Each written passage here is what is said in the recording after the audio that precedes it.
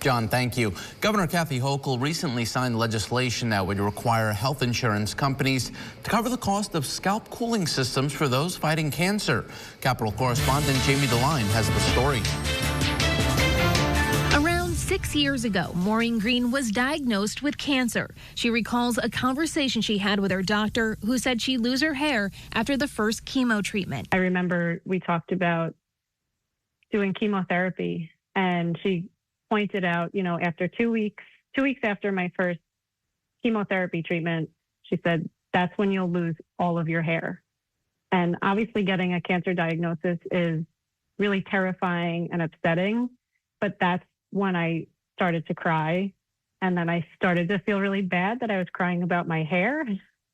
But I've come to realize that it's not just about hair, it's about maintaining your dignity and your privacy when you're going through a really difficult time. Green decided to use a scalp cooling system, which helped her keep her hair. Here you can see what a cap looks like on someone. Governor Kathy Hochul recently signed a new law requiring large private health insurance plans to cover the cost of the cooling cap that restricts blood vessels in the scalp, limiting the amount of chemo that reaches the hair follicle. A cancer diagnosis is a financial burden on its own.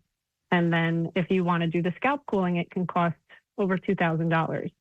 So having it mandated by insurance companies would be really helpful to people who want to do it but can't afford it. Assemblymember Linda Rosenthal sponsored the legislation. It's a mental health connected to physical health strategy to, persevere and handle the treatments without feeling stripped of your dignity and your essence. The bill will go into effect January 1st, 2026. Reporting in Albany, I'm Jamie DeLine.